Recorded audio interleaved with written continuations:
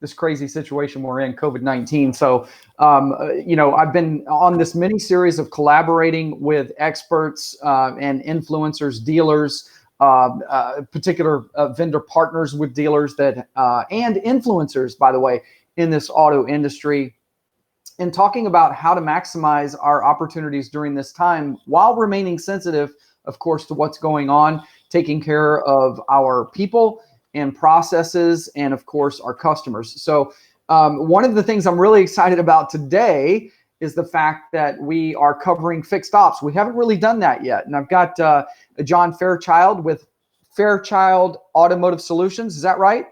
You got me. Yes, sir. Yes, sir. Okay, perfect. So John, I'll introduce John real quick and kind of give his background. John has an extensive career in the automotive field in fixed ops, former fixed ops director, and now for many years, now 11 years, I believe, John, you've been on your own consulting dealers, helping them maximize opportunities with traffic. And you have some ideas in regards to what we're going on or what we're going through right now, as far as some processes and implementation that will help dealers grow from the fixed ops side. So I'm really excited to have you. I appreciate you coming on and sharing some time with us. Yeah, no, I appreciate it too, Dave. I know you and me both have been, busy during this time, even though the world is kind of in shutdown and everything, but very interesting times indeed. Yeah, it's kind of crazy, this whole thing, and we've talked about this in the previous broadcast, but this whole thing has caught the world not only by surprise, essentially, but it's come fast and furious for business owners, no matter what business you're in. And of course, in the automotive field, no one's ever been trained for this. So we're collaborate. It's one of the reasons for the broadcast is the collaboration, right? We want to figure out anything that we possibly can to help give us an opportunity or an edge in not only surviving, but thriving in our business while the customer is placed first. So, one of the things I want to get into on the fixed op side is maybe talking about, what our approach should be, maybe some ideas with how we handle our customers and our opportunities during this time of COVID. So maybe if you have a few things on your mind, John, you can begin to share, and we'll just kind of guide the conversation organically and see if we can help dealers out. No, I appreciate that. And you're so right. But yeah, the relating to what to do in these times, I think it's really a time, as it always has been, to try to make sure that you've got tight customer relationships and really sensitive to what that particular customer, I think you've got a couple of different types of customers that you run into in the service drive. Some could care less. Some are, are only there because they got an emergency. Some are there, but they're very, very cautious. And, I think this really holds true all the time. But even now, it's really amplified 100 times is that we've got to really try to insert some certainty into that customer's perception of what's going on.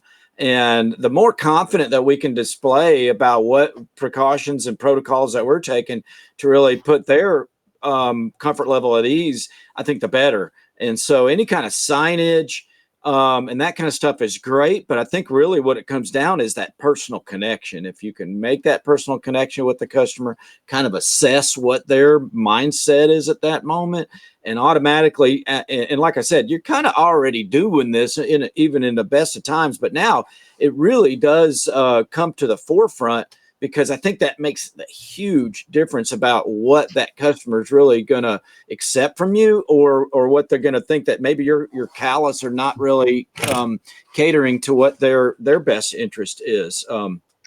Let me just weigh in on that for a moment, John, because I think you're spot on. We've heard a couple of different things. First of all, and by the way, it's kind of running across the bottom of the screen anyway, but our contribution from Auto Dealer University is giving back to dealers right now, kind of just helping support. We're all in it together, making sure that we're thriving. So and this is one of the reasons that you're a guest today, is to weigh in on some of the things that we can do and give us additional feedback and ideas. But one of the things that we have done is we've given out a free script to dealers, and anyone who's watching right now can just text the number at the bottom of the screen. This is in regards to outbound messaging and phone calls to customers. And the reason that I bring that up is you kind of gave me the perfect segue, because one of the things that we're doing is when we make that outbound call on that script is we call to let the customers know it's more of not a sales call anymore. It's more of a, hey, let me share with you some big announcements regarding COVID. But first of all, how are you doing? How are you affected, right? Which leads right into what you were saying, is getting a feel from the customer. We even had, I interviewed Steve Ressler with Drive Centric recently, and he created a scale of, hey, where does your customer fall on this scale when it comes to the sensitivity of how they've been affected and how they're feeling? And that is first and foremost. And I'm glad, it's so refreshing to hear you say that that's also our approach, or what our approach should be on the drive. Yeah. And, just to kind of feed into that, Dave, from a leadership and a management standpoint, the same thing kind of applies to your staff, because they're not going to be able to put their best foot forward and really kind of do that same thing with your client base. And I like to think of customers as clients, because we want to bring them into our care and put our best foot forward and cater to them any way we can. But if we're, hey, it's a very uncertain time, and it's tough, I know. But as a leader, you kind of got to put on your bravest face and make sure that your employees have that certainty as well, so that they know that that their safety and welfare is top of mind also. So I think it goes without saying, but let's go ahead and say it, that employee morale is going to equal what your customer's perception is of what the situation is. Yeah, it's funny you mentioned that, because ultimately, and I'm glad you brought that up, as far as addressing our staff the same way and getting a feel, because I feel like when we clock in, right, when we punch in, no matter who we are, we go into this different place, like this is our role, right? But we're all people. We're no different than when we clock out. That's really who we are. So if we can, as leaders, recognize that, hey, it's just people, and the clock in is just a procedure that we go through. And of course, we all want to do our best in our roles, but I think that's a very important point to make. And I think right now, communication, right, talking with your people, no matter who you are, I'd like to even take the positions out of this, right? No matter who you are, hey, you happen to be the person that's helping guide the ship, but let's talk to everyone and get everybody's input, and also communicate to them what our mission is and our purpose, and let's gain agreement if there are any concerns. And like you said, that's where it starts. And then if we have that approach, then we're actually training our people at the same time to have that similar approach with a client. No doubt about it. And you hit on something very important, is that it doesn't really matter who you are in the dealership, especially now. I've done a good bit of triage training for people who typically aren't in that position. So if you got a person who may not be a parts counterman on the counter, obviously the management is having to step in a lot and do the customer facing stuff that typically they've got their staff for, or you've got staff shifted in positions. So that clear message is key, for sure. But the element of certainty for the client, your customers, and your employees, I think is a top thing. Is as far as what we do to really in our transactional business, as far as how we're approaching that customer to advise them, the sales kind of occur. As service advisors, we're really not salespeople per se. All we are is really advisors. But the way that we advise now is kind of a different little bit of a wrinkle. You still got to really put forth that confidence level that's going to make the customer feel certain about it. But you got to kind of take a little bit different approach on prioritizing what the customer's needs are as well. Yeah, and you bring up something interesting, John, and that's the fact that you mentioned that service advisors are advisors. They're not they're not titled as salespeople, but ultimately they really are salespeople. It's just like our our internet and business development team, right? Sometimes that gets they initially interact with the customer through online and internet interaction and phone calls, and then sometimes it gets passed to a quote unquote salesperson. But the point to that is that anyone who's on the front line, who's doing those initial interviews and needs assessment and talking and advising with the customer, is really a salesperson. They just may not be labeled that. But the point is that I often get agreement when I do live trainings with dealers. One of the first things that I do is we agree on two things. We agree on the fact that a customer is not going to pull the trigger, if you will, and move forward, either purchasing a car or maybe doing a repair until they've crossed a plane in their mind. A plane in their mind being that, oh, this makes sense, this is right, this is good, this is the place, all of that good stuff. And then the second thing I gain agreement on is the fact that we are the number one influencers as the person who they first interact with and see and respond to.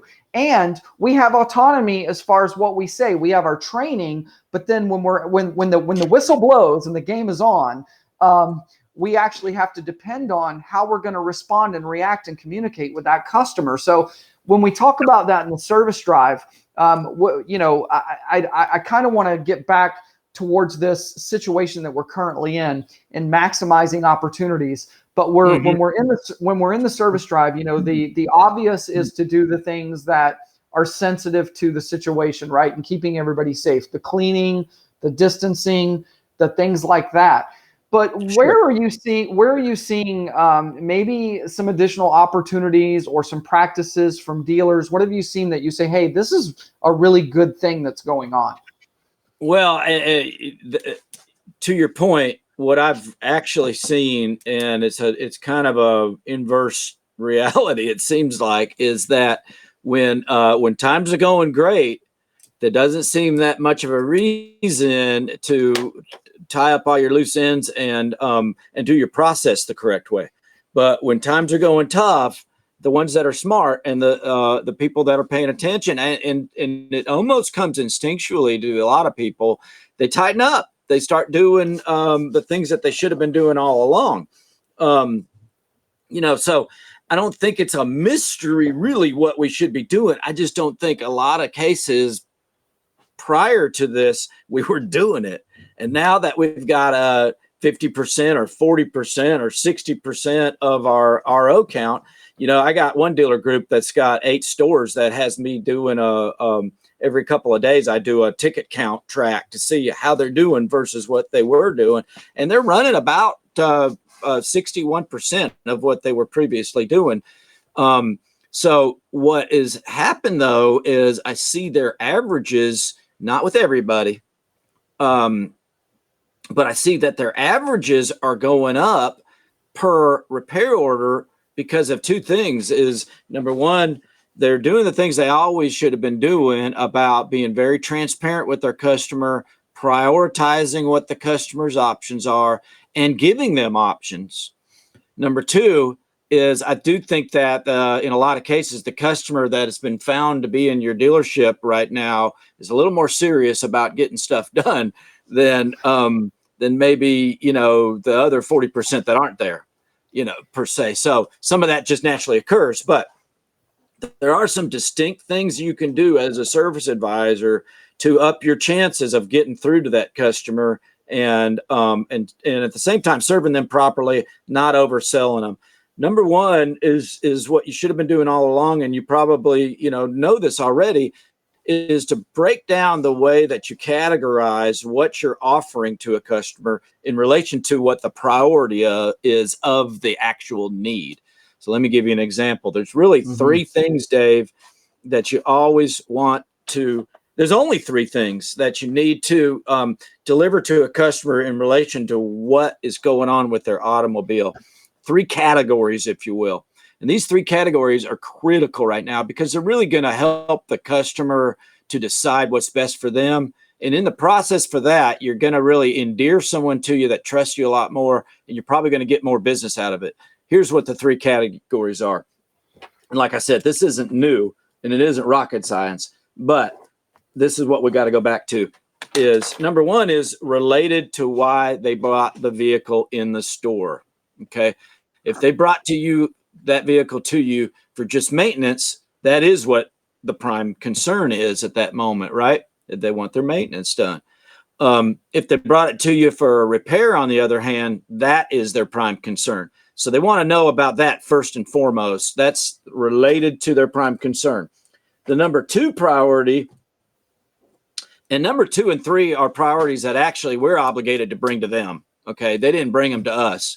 But first thing is while they've got their vehicle with us, we always want to do a free complimentary inspection so that we have a holistic view on the vehicle.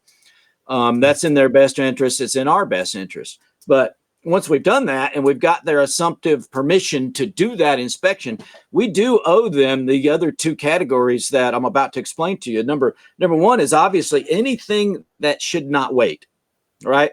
It's something that we discover through inspection or that we realize through mileage interval that has not been done, that is in a critical situation, that's going to cause more problems. It's going to cost more money. It's going to be a failure on our part if we don't bring that to their attention. So that's the number 2 priority that we got to give every customer. That, hey, let's face it, folks, you may not have been doing this when times were good, when you got that 100% RO count. You know, you may have been overlooking this stuff. Okay, so that's number 2 is immediate needs. Number 3, and by virtue of being in this category, it is maintenance that could wait if it had to. Okay, so this is stuff that's due or past due. Don't get me wrong. It should be done sooner than later. We all know that an ounce of prevention is worth a pound of cure. I think Benjamin Franklin actually said that. And I know he had no idea about what a internal combustion engine. He probably did. But anyway, maintenance that could wait is the third category. But let me say this is that something that your customer is really going to realize you got their best interest out for is if you can emphasize that those maintenance items that could wait if they had to, right? You're really going to put a lot more emphasis to your customer sense of urgency on stuff that you're recommending that should not wait. So it's a very transparent way to get the customer to know what they actually need and not hold back anything, but give them that latitude to whether they want to do it now or not. You're not going to chase people away that are going to actually do it now, because those kind of people are going to pull the trigger regardless. What you're going to do, though, is you're going to put a lot more emphasis on the stuff that needs to get done right now, and you're going to get a lot more approval on that. Let me stop there and get your comment. Then I got something else I want to pull out of my hat for you. Let me write it down before I forget it. Oh my gosh, I'm chomping at the bits because I do want to comment. Because I saw that. Go ahead. Hit me. What you brought up is really valuable, John, and I'm so glad that we're having this interview, because I think that when you talk about introducing, those priorities, and when you break it down as to, here's what's urgent, here's what could wait. When you present the here's what could wait, it validates what shouldn't wait, right? So exactly. you are you were spot on there. And the funny thing is, I don't think, John, that, and you probably know better than me because you deal with so many service advisors and dealers from the drive.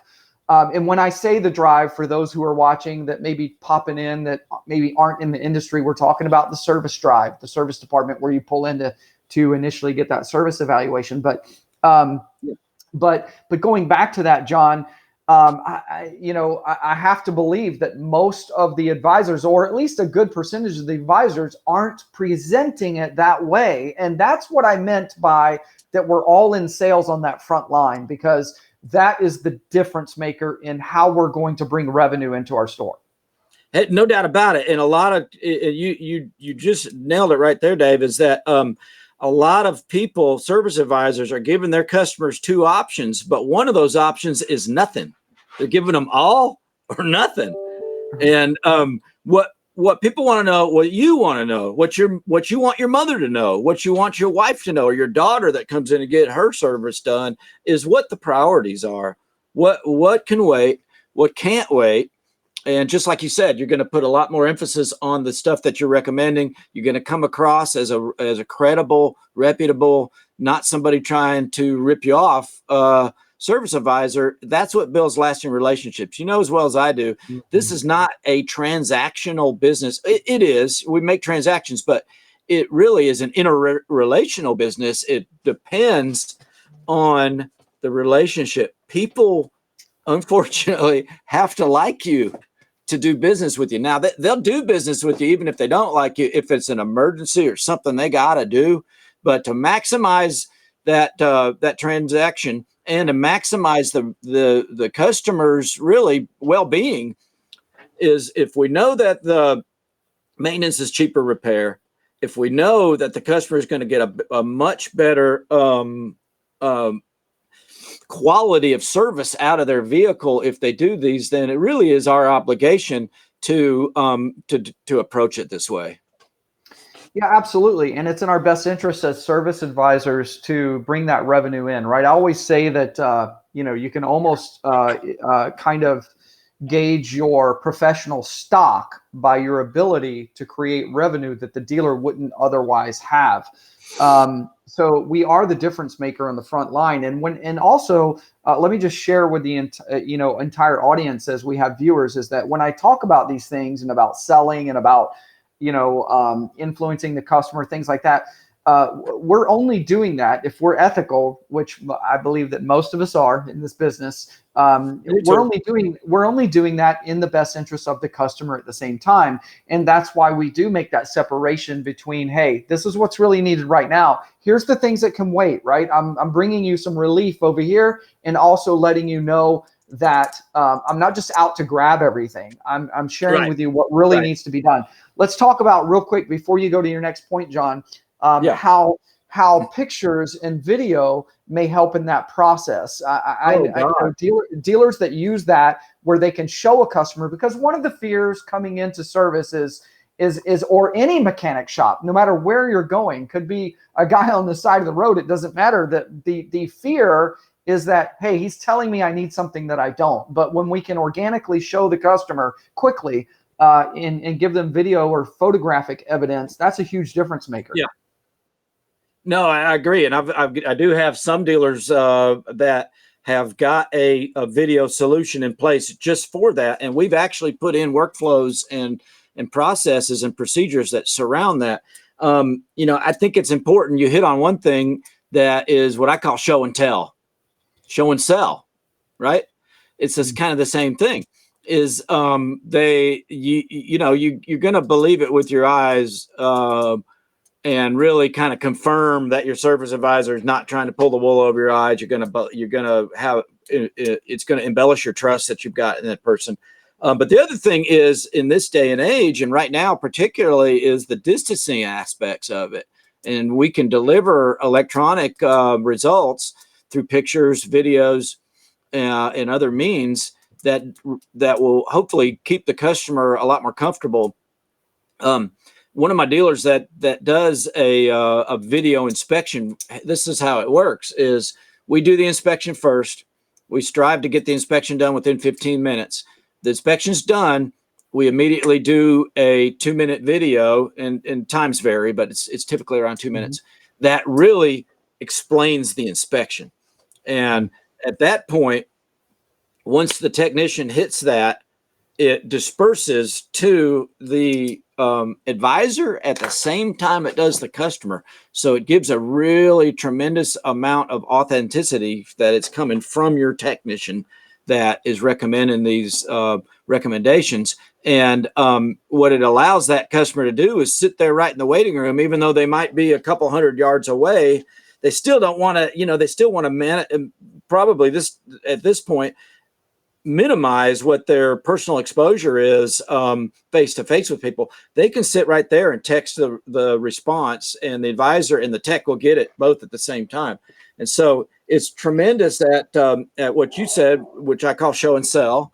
And it's also a good tool for distancing. I just think it makes good sense. And that now that we've been put in this situation where we kind of have to do it, I think that people are grabbing some of these tools that have been there for a while and making them into their normal workflow.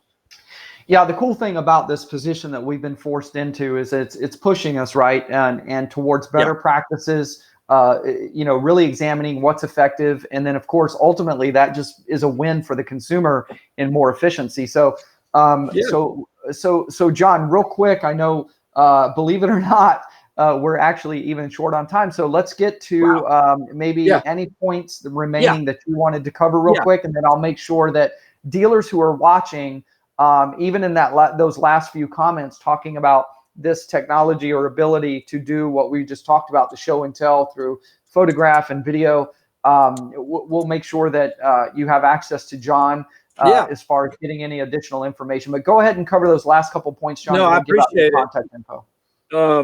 I've really been a proponent of special financing in the service drive for years, and in the last 12 months or so, there's been a few companies that have come onto the scene that have made it so easy to extend special financing offers in the drive that if you're not on that boat, then get on it.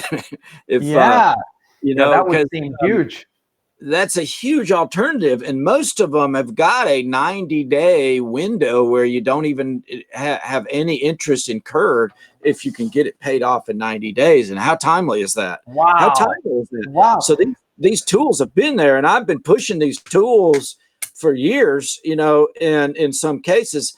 But now I think they're getting traction because it really, really is the customer's best interest. And I feel like the service advisors out there are feeling like it's not just another tactic to try to sell somebody something, and they feel more authentic about offering it now because it is huge. A helpful thing that most customers would want to take advantage of it if they knew about it. Yeah, and you're right. It's spot on. It's timely because of the things that we're seeing. One of the things that we're sharing in Auto Dealer University when we reach out to people on an outbound sales call on the sales side of things on the front end with the new cars and pre-owned cars, our approach is about coming alongside the messaging that we're hearing regarding COVID and the government response and things like that, where we're bringing economic relief. And it's unprecedented, by the way, and it's genuine from both the manufacturers and lenders. So the point to that is that this comes right alongside with that messaging and provides a huge opportunity in the service drive. I am psyched about what you just said, and I'm going to be sharing that and also making sure that I have your contact, all of your contact information after, so that I can push that out to dealers who have questions that maybe I'm not aware of. And I appreciate that. And I've got a whole list of things that, during the slow times or whatever that I'm helping dealers with to tighten up their game to make sure that they're cocked and loaded to go when things do start jamming. And it's be honest with you, Davis, stuff I'm typically doing anyway, but now I'm getting people's attention because they got the time, and it's going to make them a whole lot better. One other thing I'm doing, Dave, that I want to make mention of is anybody that does want a free service advisor training webinar. I've got limited space, but reach out to me and I'm glad to put that together. There's no strings attached. I really just want to help. I've been away from a dealership for the longest period I've ever been since 1984. And that's been tomorrow it will be 4 weeks. I've got dates scheduled.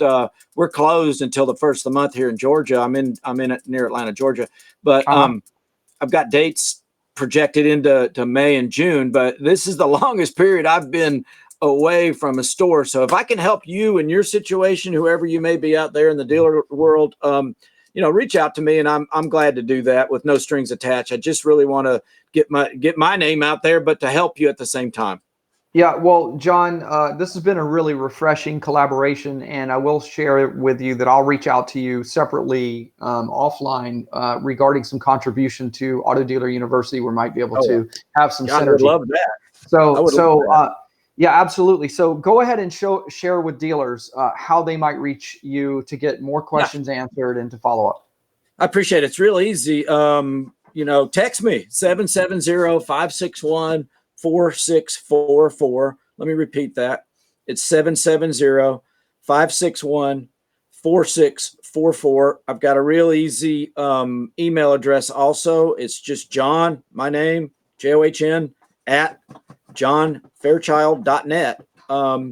You can also go to my website, fairchildautomotivesolutions.com. And that's really, or get me here on Facebook, get me social media, look me up. Kind of got a unique name so you can find me.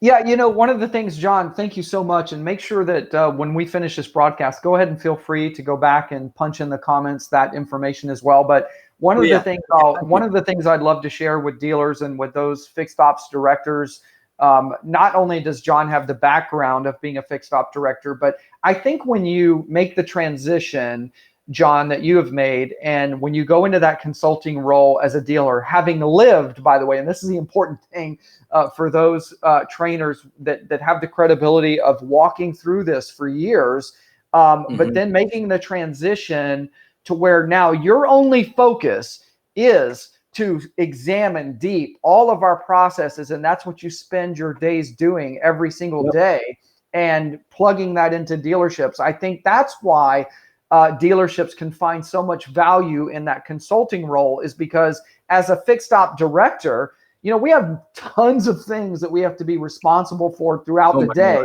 And to sit down and focus on tweaking everything on top of that, we do that anyway, but to dive really deep and to be able to come up with solutions. And you obviously have the benefit, like us at Auto Dealer University, where you're exposed to so many dealers and so many practices that you're able to pull things that you've seen that get results and really help other dealers that may not be aware. Like you said, you don't know what you don't know. So I thank you so much for chiming in on this broadcast, John. It was so refreshing to be able to add sort of a fixed ops perspective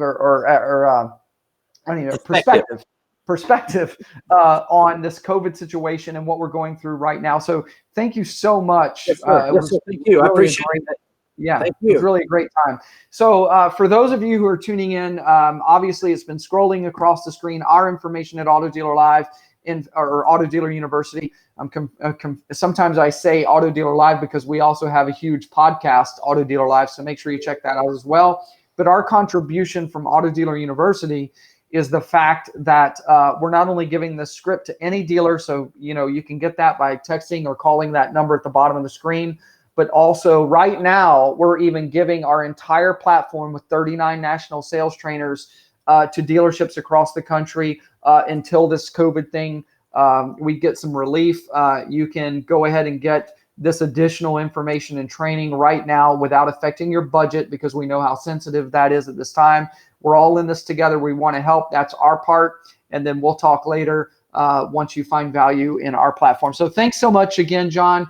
And, thank you, dealers and everyone who's been tuning in. We'll see you soon. Take care.